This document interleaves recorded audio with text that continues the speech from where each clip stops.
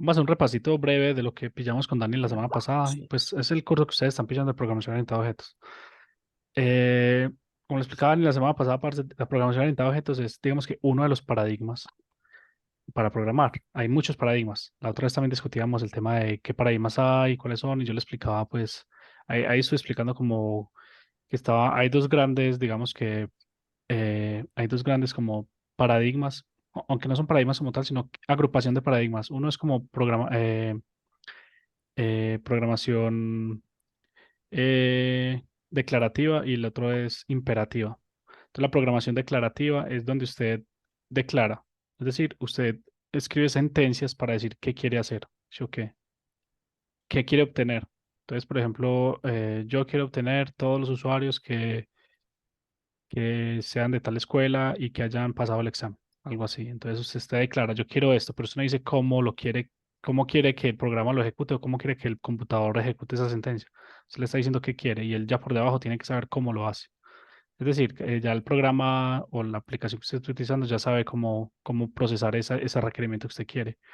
Eso es programación declarativa y la programación imperativa es como dando órdenes, como diciéndole perdón, cómo hacer las cosas.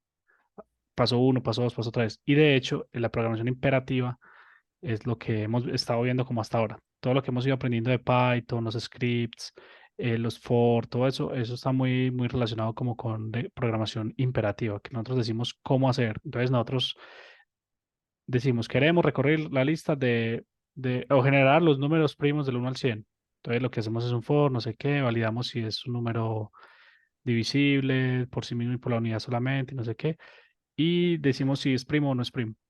Entonces nosotros empezamos a decir cómo hacemos eso. For y in range del 1 al 100, si queremos, luego si esto cumple esta condición, tal. Entonces estamos diciendo cómo hacerlo, paso a paso de cómo hacerlo y generamos un algoritmo de paso a paso, ¿sí o qué? Entonces, eso es como a grandes rasgos, programación imperativa y programación declarativa. Y también, yo creo que eso se los pasé acá, venga, pillemos. Yo no se los pasé. Yo pensé que les no, bueno, no importa. Y dentro de eso, ahí como, yo creo que había puesto una imagencita por acá, segundito. Eso así se vuelve más pesado.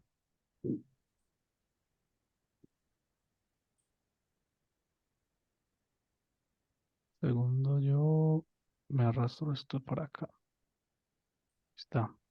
Entonces, parce, vamos a ver si aquí, yo creo que otra vez estamos pillando una imagencita. Ajá, pille.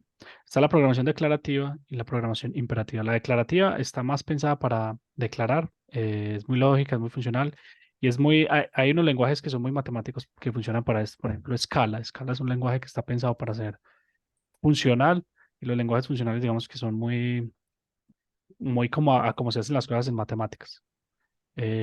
Una función que recibe unos parámetros y retorna o transforma algo, ¿sí o qué? Mientras que la imperativa está muy relacionada como con mandar órdenes, ¿sí o qué? O el paso a paso de las cosas y cómo. La programación imperativa es el cómo hacer algo. Mientras que la programación declarativa es qué quiero obtener o qué quiero hacer, pero no dices los pormenores de cómo hacerlo, sino qué hacer. Y esto es cómo lo hace. Entonces, de hecho, en la programación imperativa es como lo que hemos venido viendo. Python es fuertemente imperativo, aunque también permite cierta parte de declaración de programación funcional, lo que lo hace un poquito como también declarativo. De hecho, los dos paradigmas no es que tenga que usar uno o otro. Uno puede utilizar los dos combinados. Por ejemplo, dentro de la programación imperativa, entonces están como en grandes rasgos está el scripting, que es crear scripts. Un script es un archivito, como los que siempre creamos nosotros. Un archivo que contiene, espere yo, uy, perdón, espérenme un segundo. Yo abro esto por otro lado y les muestro bien. En resumen, creo que este es el que utilizamos nosotros.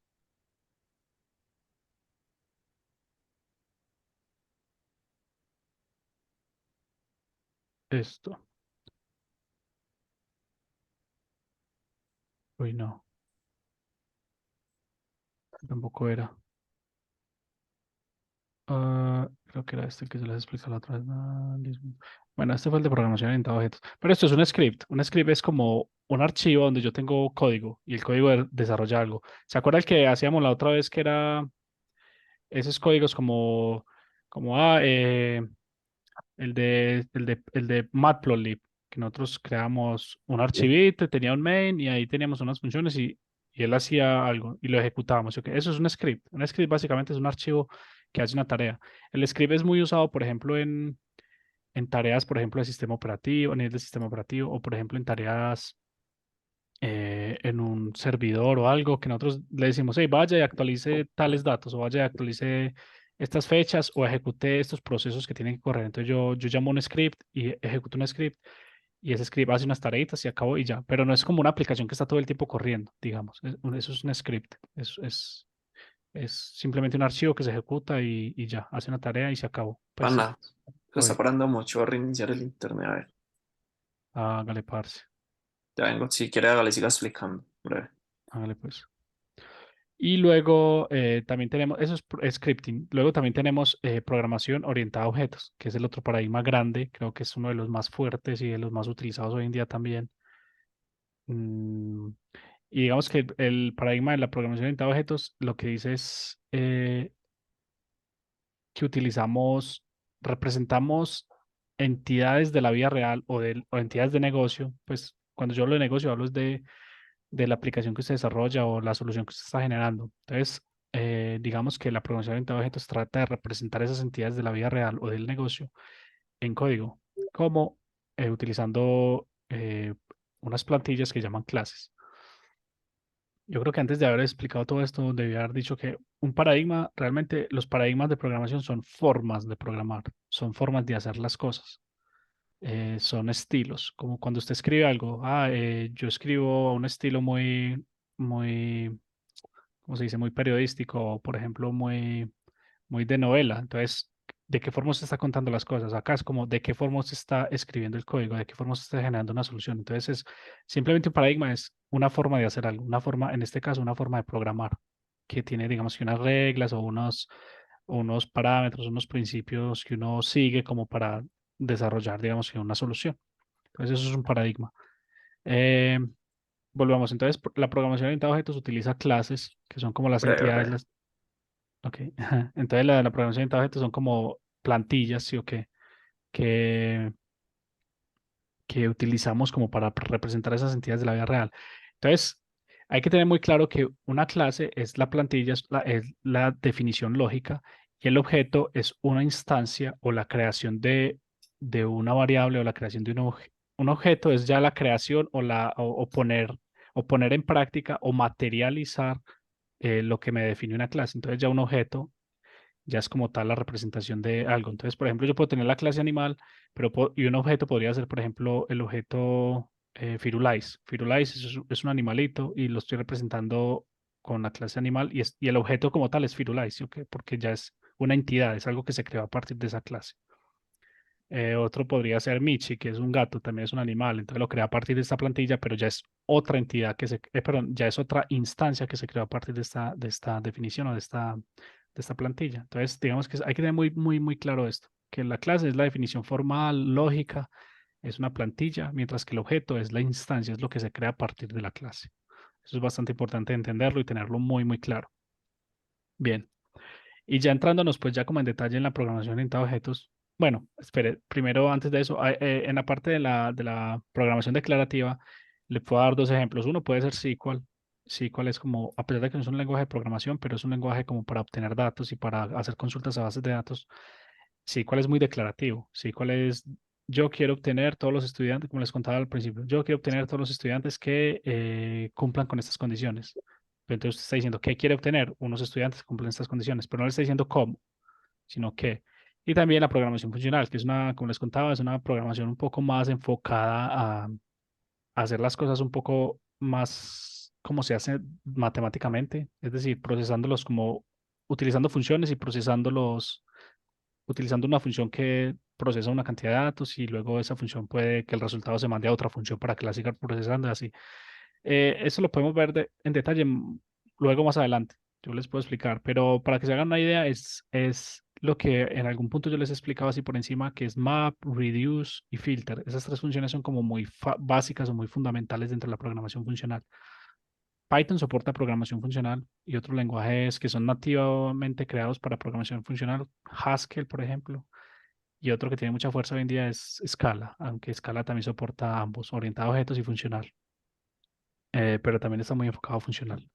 Entonces, eso es como ejemplos de funcional. No quiero entrar mucho en detalles. Hoy nos queremos entrar como en programación orientada a objetos. Vamos a hacer un repaso de lo que hemos hecho días y ya continuamos y sí, con el diagrama de clases, que el diagrama de clases es como el tema que queremos ver hoy.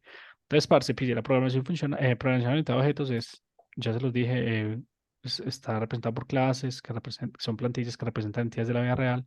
Y digamos que en la práctica hay que tener en cuenta que en cada lenguaje se implementa de formas diferentes. Por ejemplo, en Java usted tiene que crear un constructor, en Python también, pero en Python es opcional. No recuerdo en Java.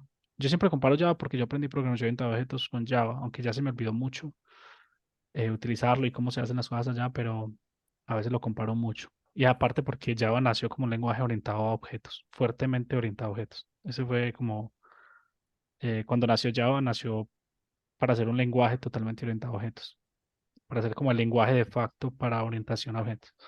Bueno, el caso es que normalmente una clase se compone de dos cosas principalmente, características y acciones. O lo que es, perdón, se compone ah, de métodos pues de métodos o funciones no se llaman parámetros, tiene otro nombre, se me olvidó.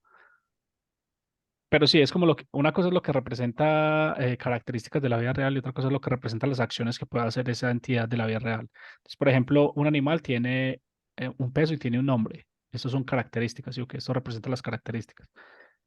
Y también tiene acciones o cosas que puede hacer. Entonces, fíjense que las acciones se representan con funciones, porque una función es como algo que se puede hacer, ¿sí o qué? Acá, pues, como para efectos prácticos, estábamos diciendo que, pues, que simplemente imprimíamos un mensajito, pero pues esto en la vida real va a ser como algo que haga un proceso, ¿me entiendes? Código que haga algo, que ejecute una acción, que, por ejemplo, que envíe un email, que, que llame a una API y traiga ciertos datos y los actualice en una base de datos, etcétera. Hay de todo, pues, usted puede implementar lo que quiera. Y digamos que las características son simplemente variables, se representan a nivel de código, se representan como variables y tienen, digamos que un tipo de dato, etcétera, pero son variables. Entonces, mire que acá lo que son variables son características de la vida real del objeto y lo que son funciones son las acciones o lo que puede hacer el objeto de la vida real. Esos son como los dos grandes componentes de lo que es una clase, ¿cierto? Ahora, otra cosa importante es que usted quiere, por decir, por acá poníamos el ejemplo, usted quiere, por ejemplo, crear un perro. Ah, bueno, pero es que esto ya es mucho más avanzado porque esto ya fue como cuando ya empezamos a explicar herencia y todo eso. Pero, por ejemplo, si nosotros quisiéramos crear un animal, nosotros, por ejemplo, creamos a Michi, que es, va a ser un gatico, ¿sí o qué? Entonces, por ejemplo, es un animal. Entonces, pillamos que animal para yo poder crear animal, él me dice, él tiene que mandarle un peso y un nombre. Entonces, por ejemplo, Michi pesa 5 kilos y el nombre es Michi, pues ya le pusimos Michi. Pues de que la variable se llama igual. Este es el nombre real y este es el nombre de la variable, son cosas diferentes. Este le podría poner M y no hay ningún problema, ¿vale? Nada más para que no tengan en cuenta que este es el nombre real, estas son las características que representan la forma real y esta es la variable, el nombre de la variable, que usted lo puede poner lo que sea. Entonces, si ustedes se fijan, mire que yo estoy diciendo, yo quiero crear un gato, pues quiero crear un animal que es un gato y fíjense que yo le estoy pasando dos características. Entonces, ¿esto cómo se llama? Se llama un constructor y es cómo yo quiero inicializar o cuál va a ser el estado inicial de mi objeto cuando yo lo cree a partir de esta instancia. ¿Sí? Ok, entonces como yo estoy creando un gato, yo le estoy diciendo, yo estoy pidiendo y como lo estoy pidiendo, no son opcionales, sino son obligatorios. Yo le estoy diciendo, cada vez que usted vaya a crear un animal, tiene que pasarme el peso y el nombre, sí o sí. Entonces, esto lo defino acá en el constructor. Esto es un donder method, se llama así donder. Es como donder, así, double underscore. Es como double. underscore. Eso significa donder, sino que lo llaman donder nomás, así donder. En Python se llaman donder methods, métodos donder, que son métodos de doble guión bajo. Son métodos que son reservados. O sea, uno no puede llamar una función de esta forma porque esto ya es reservado. Solamente se utiliza para usted, en este caso, para inicializar cómo se va a inicializar un objeto de este tipo, de esta clase. ¿Sí? ¿Ok? Y acá, por ejemplo, yo lo que estoy diciendo es que voy a guardar una variable que sea de tipo nombre, otra que sea de tipo peso y el número de comidas. Fíjense que esta no es un parámetro que yo recibo, pero a pesar de que no recibo, yo lo estoy inicializando. O sea que se va a hacer el estado inicial de esta variable en el objeto que estoy creando. ¿Sí o qué? Esto va a ser, todas estas variables son de acá por objeto. Digamos que la ventaja de la programación orientada a objetos también es que nos permite a nosotros reutilizar código. ¿Por qué? Porque como yo creo una plantilla, con esa plantilla creo muchos objetos. ¿Listo? Entonces yo por eso sé que este es el estado inicial de ese objeto. Va a ser este el estado inicial. Pero cuando cree otro objeto, él va a tener otro estado inicial diferente. Y ya otro pudo haber cambiado, pero no se alteran entre sí, sino que cada uno, como se creó esa plantilla, pues eh, se reutiliza el código. Esa es una ventaja muy grande de la programación orientada a objetos. Eh, ¿Qué más podemos repasar de acá? Eh, mm, bueno, el tema de la herencia, sino que eso ya es un poco más, hay que entrar mucho más en detalle. No, no voy a entrar mucho en eso, pero digamos que la herencia es simplemente usted generalizar las cosas. Es decir, usted sabe que hay entidades que hay como una jerarquía. Usted sabe que un animal, hay muchos tipos de animales, entonces usted ya tiene que empezar a decir, ah, bueno, es que existen los gatos y los gatos también son un animal. Por eso yo digo, ah, yo quiero crear un gato y el gato es de tipo animal o hereda de animal. Y mire que yo acá también estoy recibiendo el nombre y el peso, por eso lo estoy pasando a la superclase para que se inicialice de esa forma. Y le estoy diciendo que además de esas variables que él va a crear por allá arriba, yo voy a tener una variable a nivel del gato que va a ser qué tipo. Mientras que estas otras van a ser a nivel de animal, que van a estar más arriba, van a ser compartidas por las demás. Acá esta es como específicamente del gato. Acá también existe una que es específicamente del perro, pero en este caso se va a inicializar de una forma diferente. Miren que esta tiene un valor diferente. Entonces, todos los gatos que se creen a partir de esta plantilla tienen que recibir esto y además él implementa esto por sí mismo, por sí solo, a pesar de que no lo están pasando como parámetro.